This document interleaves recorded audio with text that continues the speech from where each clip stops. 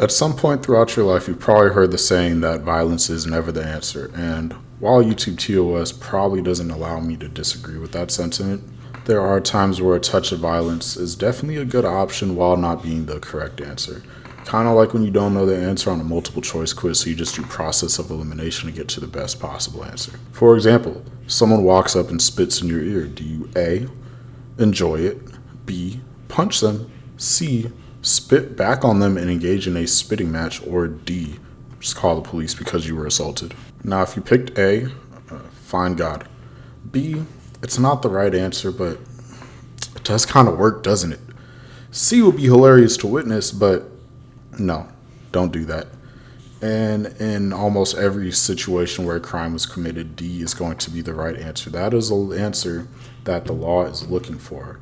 But what if the law refuses to help? What if someone found some obscure legal loophole that allowed some random person to evict you from a home that you are the rightful owner of? And every single government office you could think to possibly contact is telling you that their hands are tied and there's nothing you can do.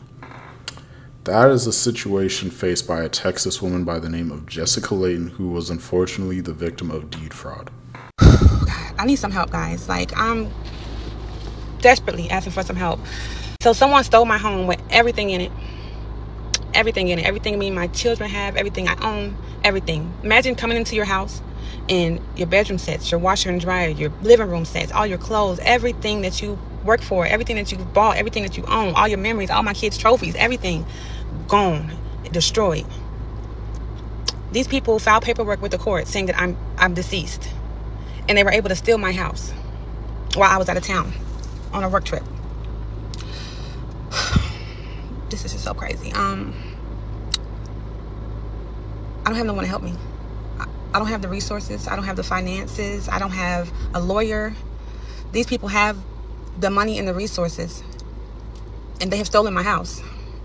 And I'm being told there's nothing I can do about it unless I get a lawyer and go to court for my house. Like, this is crazy. This is crazy. So now me and my kids are homeless. Have been.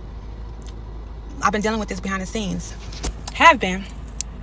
But today the constable came to my home, and the things that were left there, the little things that I did have, our clothes and our little things that was left there, they put it out on the curb and told me that I cannot enter my own house.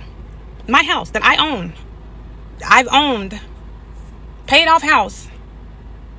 But because I don't have money to fight these people and get a lawyer, me and my kids are homeless. Like, is this America? Like, this is what I'm going through right now. Someone by the name of Ryan Layton filed for a deed transfer saying that he was my brother and that I was deceased. I was actually alerted by all of this by my neighbor because I work over the road. So my neighbor alerted me when he seen U-Hauls pulling up, removing everything out of my house. The police were called out. However, these people had documents together. They had their lives together. They had a team. Everyone was saying they didn't know. They were hired by someone. The police did make the people leave, but no one was arrested. So I reached out to a detective to see why was no one arrested for trespassing and burglarizing my home. The detective was easily able to verify that I am the owner because it's all public record. He pulled it right on up, and he realized that it was something going on with fraud. He reached out to Eagles Consulting, who they were claiming that they bought the home from the Ryan Layton, and explained to him that this was a scam.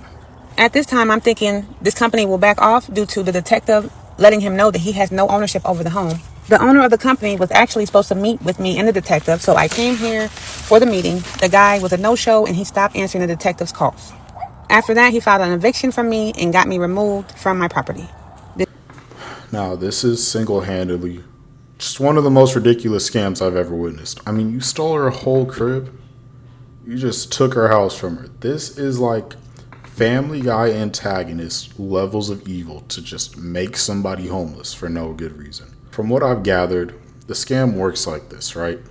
Someone with the same name as the homeowner passes away. The scammer claims they are family or acting on behalf of the deceased and claims ownership of the home.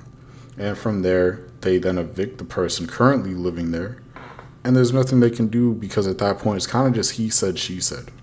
Like in this situation, Jessica Layton is again the rightful homeowner, but the scammers have the death certificate and fraudulent deed or whatever paperwork they needed for the dead Jessica Layton. And now everyone with the power to do anything is just like, I'm staying out of this because I don't know which one of you is the real Jessica Layton. Additionally, there is some shadow company called Eagles Consulting LLC who carried out the eviction and is responsible for tossing out all of her stuff. And the man that Jessica mentioned, Ryan, is the one who actually started out the scam. He's probably also the owner of Eagles Consulting LLC. Seems like he just put together a bunch of shit before carrying out the scam so that everything looked official when this eventually went to court or the cops or whatever, right?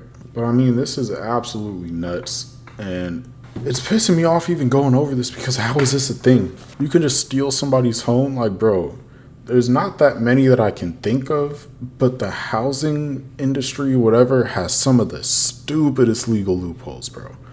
I mean, think about squatters' rights. Somebody can just say, hey, I live here. That's why I'm inside of this house. And I have squatters' rights. Now the cops can't kick them out, so you just have some fucking random bum sleeping under your roof. Like, really think about that. There should be no way it is this difficult to just, like, get somebody removed from a home that you have all the paperwork for. And it's like, now we have this? And I mean, realistically, this could happen to anybody with a common enough name. Out there in the world, there's probably someone with my exact same name who died while I was recording this video. Thankfully, I don't really own anything, so there's nothing they could take from me. But I mean, there's probably like some freaking Tom James out in Oshkosh, Wisconsin, and there's a Tom James somewhere else in the world that just died, and now somebody could just scam him out of his house. I just imagine this happening to somebody in my family. I don't really know what I'd do. Well, I do, but I can't say that on YouTube now, can I? Matter of fact, Miss Jessica, you are in Texas. Just do the thing. We will all look the other way. Just do the thing. They've left you with no other choice, really. Like, you have to go and get a lawyer? Nobody wants to do all that. Matter of fact, drop the address. You got enough on your plate right now. Let me do it. I'm sure you don't want to get in the field. You know, you are an older woman. I don't have shit to lose. I got bills to pay that I can't really afford to pay right now. So just let me handle this for you. I mean, I can't really believe that this is a real thing. I hope everything works out for Miss Layton.